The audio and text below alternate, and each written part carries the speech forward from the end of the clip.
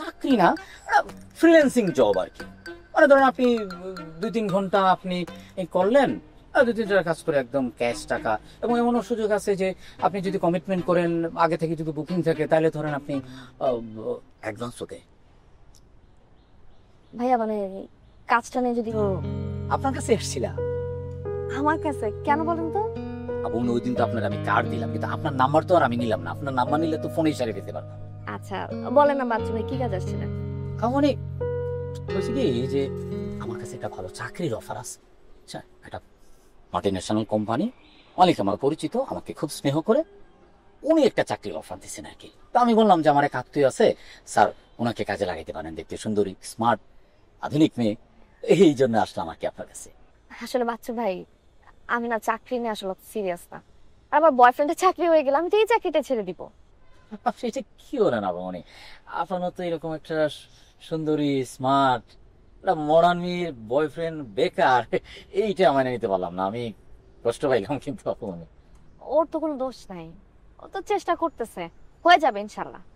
না ঠিক আছে, চেষ্টা করলে কোনো না কোনো উপায় তো হয়, ইনশাল্লাহ হয়ে যাবে। আচ্ছা, আপনি যে চাকরির ব্যাপারে আমার সাথে কথা বলতে আসছেন, এটা কি আমার বয়ফ্রেন্ডকে দেওয়া সম্ভব? না সেটা তো দেওয়া সম্ভবই, মানে আমার কাছে এটা ছাড়াও আরো অনেক চাকরির সুযোগ আছে, সেটা আমি দিতেই পারি। কিন্তু এইখানে না হয়েছে কি আপনি, মানে ওই যে আপনার সাথে ওই দিন দেখা হইলো, অফিসে কথা হইলো, আমার কাছে মনে হয়েছিল যে আপনি এই চাকরির জন্য একদম পারফেক্ট।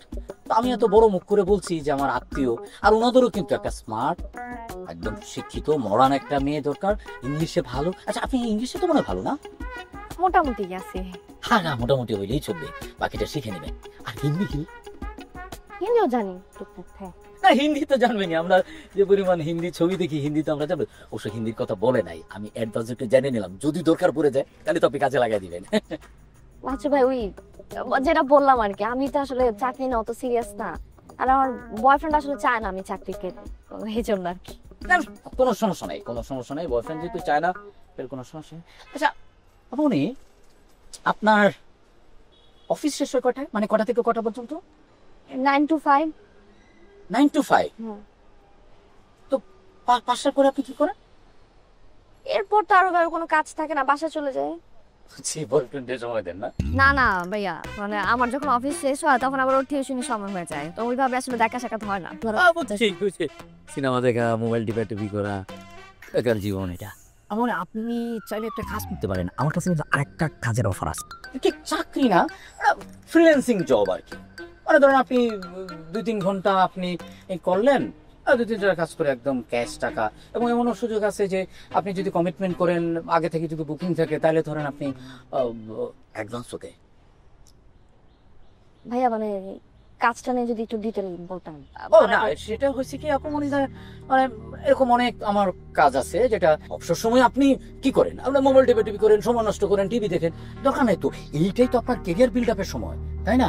এখন যে কাজটা আপনি করবেন এই বয়সে, এটাই তো আপনার ভবিষ্যৎ গঠন করবে, তাই না? তাহলে ধরুন আপনার এই, আপনার বয়ফ্রেন্ড জব করলো, আপনি তো একা যদি বসে থাকেন তাহলে তো হবে? একজনের চাকরি থেকে ঢাকা শহরে না আপনি চলতে পারবেন? আপনার সাইড একটা কিছু করতে হবে না? আপনি, হ্যাঁ আপনি 9টা-5টা জব করলেন না, ফ্রিল্যান্সিংটা তো আপনি করতে পারেন, তাই না? একটা ভালো অফার, আপনি চিন্তা করে দেখতে পারেন আপু। আচ্ছা তাহলে বাচ্চুরে আমি একটু চিন্তা করে আপনাকে ফোন দিই। হ্যাঁ অবশ্যই। এই আপনি একটা কাজ করেন তো, আপনার নাম্বার দেন, আপনি অ্যাড্রেস বলেন। আরে বাবা, নাম্বারও তো সুন্দর, অর্ডারই নাম্বার। আচ্ছা বাচ্চু ভাই, এত দূর যেহেতু আসছেন, চলেন ভিতরে চলেন, আপনাকে একটা চা বানায় খাওয়াই আসেন। আরেকদিন চা কফি অনেক খাওয়া হবে, আপনি একটা সিদ্ধান্ত নেন। চাকরি যেহেতু করবেনই না, ফ্রিল্যান্সিং এর একটা অফার আছে, এটা করেন। ঠিক আছে তাহলে। ঠিক আছে তাহলে, আমি ফোন দিব না। হ্যাঁ কথা বলি। হ্যাঁ। সালাম আলাইকুম।